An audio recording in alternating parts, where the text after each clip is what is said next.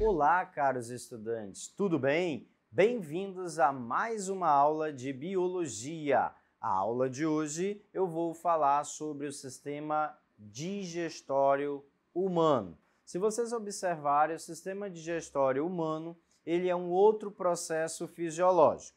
Mas antes de falarmos do processo digestório humano, nós temos que entender o significado da palavra digestão. Em biologia, a palavra digestão vem do termo quebra. Quebra de macromoléculas em micromoléculas, através de um processo chamado de hidrólise. As moléculas menores terão que ser absorvidas, tá? Então, o processo da digestão é um ato de quebrar moléculas. Essas moléculas, elas são oriundas dos nossos alimentos. Depois de digeridas, essas moléculas posteriormente vão fazer parte do processo da nutrição, que é um conjunto de processos que visa englobar e obter essas moléculas que foram quebradas durante a digestão para garantir a produção de energia.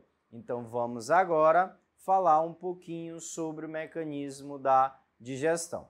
A digestão no ser humano ela é pautada em dois fenômenos. O primeiro fenômeno é o chamado de fenômeno físico. A digestão física, também chamada de digestão mecânica. E o que significa essa digestão? Nessa digestão, compreende o ato da trituração, da mastigação dos alimentos, da deglutição, que é o ato de empurrar o bolo alimentar, e os movimentos peristálticos. Os movimentos peristálticos, gente, eles são movimentos involuntários que acontecem na musculatura lisa dos órgãos internos.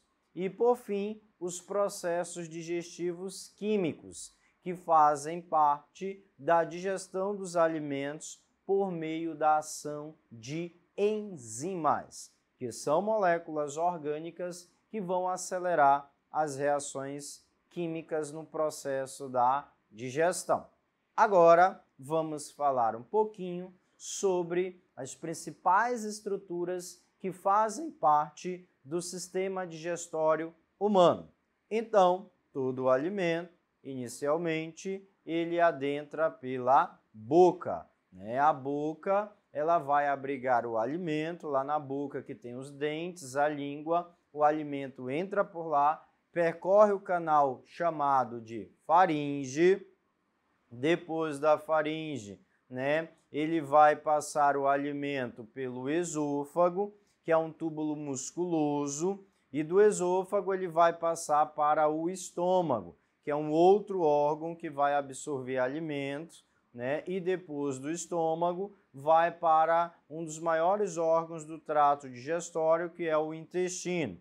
Está dividido em duas porções, o delgado e o grosso. O intestino delgado ele é dividido em três partes, duodeno, jejunum e o ilho.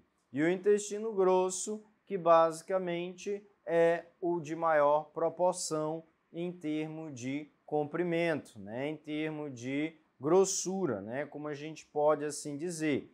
E por fim, o ânus, que é por onde o alimento ele vai ser evacuado. É claro que para acontecer a digestão humana, também faz necessário a utilização de estruturas como as glândulas anexas. As glândulas anexas, elas podem ser divididas em três tipos: as glândulas salivares, o fígado e o pâncreas, que vão auxiliar no processo da digestão. Então vamos agora entender como acontece esse mecanismo. Basicamente, o ato da digestão, começando na boca, né? A boca é uma cavidade que ela tem um pH que gira algo em torno de 7,0, que tende a ser um pH do tipo neutro. É lá na boca que nós vamos encontrar os dentes, e os dentes vão auxiliar na trituração, na mastigação dos alimentos, a digestão física propriamente falada. Juntamente com a língua, que vai fazer a deglutição e auxiliar na mastigação.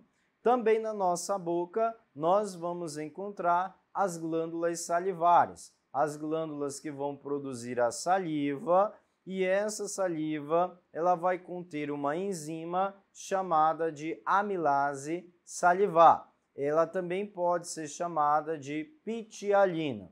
É essa amilase salivar que vai degradar o amido em maltose, um carboidrato menor para ser assimilado pelo corpo.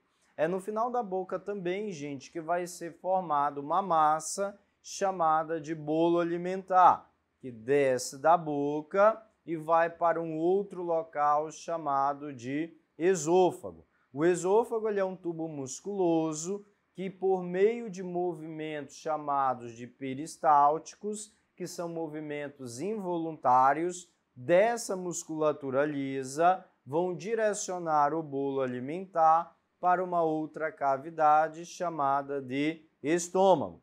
Já no estômago, ele é uma cavidade que tem duas finalidades. A primeira é armazenar por um tempo o alimento e a segunda é atuar no processo da digestão. O estômago ele é um órgão que tem uma cavidade com um pH próximo de 2,0, ou seja, é um pH mais ácido. Esse pH mais ácido do estômago se deve por conta da produção de um suco, o chamado de suco gástrico. Esse suco gástrico ele é produzido por uma reação química entre o ácido clorídrico, que vai reagir com a molécula pepsinogênio para poder formar a pepsina, que é a enzima do estômago. Essa pepsina, que é a enzima do estômago, ela vai ser responsável pela digestão das proteínas, digestão das proteínas da carne que começam a ser digeridas no estômago. É no estômago também que nós vamos encontrar um outro tipo de enzima, a renina. Ela é mais encontrada em crianças e ela também pode auxiliar na coagulação do leite das proteínas. Ao final do processo da digestão na parede do estômago, nós vamos ter a formação de um outro bolo alimentar. Só que agora esse bolo alimentar ele vai ser chamado de quimo. O bolo alimentar quimo sai do estômago por movimentos peristálticos e cai em uma outra cavidade que agora é chamada de intestino. Lá no intestino, o pH ele tende a ser básico, algo em torno de aproximadamente 8,0 no intestino delgado. Tá? O intestino delgado também ele tem duas funções igual ao estômago, só que as funções dele são, primeiramente, atuar na digestão dos alimentos e depois atuar na absorção dos nutrientes. O intestino delgado ele é dotado de inúmeras estruturas menores chamadas de microvilosidades. São essas estruturas que vão garantir a absorção dos nutrientes.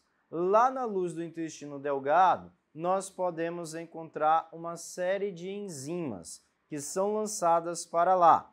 Por meio do hormônio chamado de secretina, ele vai liberar uma série de enzimas lá para o intestino delgado, que são as enzimas do pâncreas, chamadas de enzimas do suco pancreático.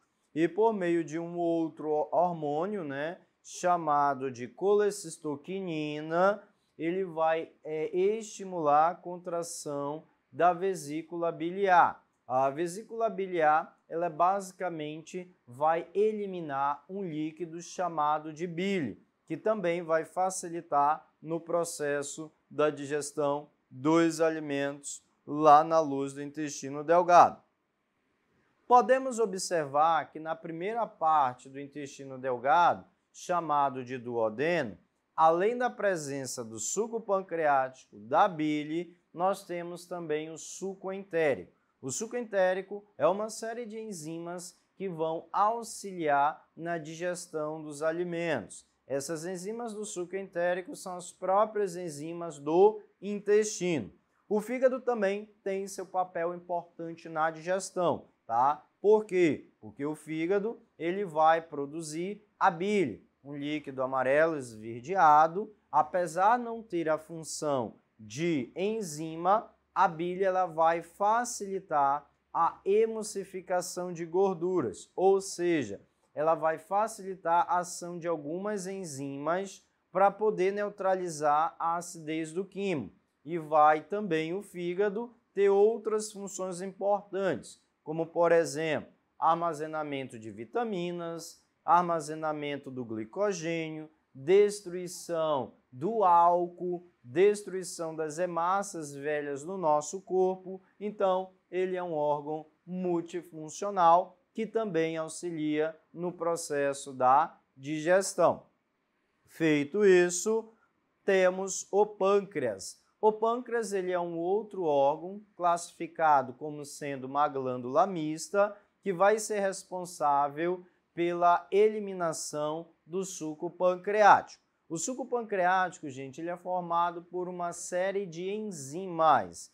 Essas enzimas nós temos algumas descritas aqui, as principais. Eu vou citar e falar um pouquinho das funções delas, tá? A primeira é a tripsina, que vai degradar a proteína em polipeptídeos menores, aminoácidos, tá? A amilase pancreática, que vai fazer o processo da digestão do amido em maltose. A lipase pancreática, que vai degradar os lipídios em ácidos graxos e glicerol.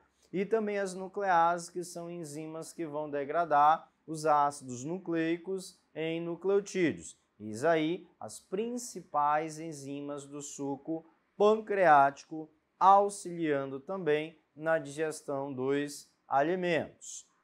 Outra parte importante do intestino delgado se faz pela presença das microvilosidades. As microvilosidades são desdobramentos que vão garantir a absorção dos nutrientes, aminoácidos, sais minerais, vitaminas. Depois que eles são absorvidos, no final dessa absorção dos nutrientes, forma-se um outro bolo alimentar, que por sua vez agora é chamado de quilo. Não confundir quimo, bolo alimentar do estômago, quilo, bolo alimentar do intestino delgado. Então, são bolos alimentares diferenciados, tá bom? Seguindo adiante, nós temos aqui, né, o intestino grosso. O intestino grosso é o local aonde o quilo chega. Aquele bolo alimentar, quilo, chega lá no intestino grosso. No intestino grosso, gente, ele já é totalmente diferente. Não sofre ação de enzimas. A finalidade do intestino grosso basicamente é garantir o quê? A absorção de água e nutrientes para a formação das fezes. O intestino grosso ele é formado de algumas partes, como podemos observar. O colo chamado de ascendente, que é o de subida, o transversal que passa todo o intestino e o descendente, que é a porção final dele, que está interligado com o reto, que é o local por onde vai ajudar na evacuação das fezes pelo ânus.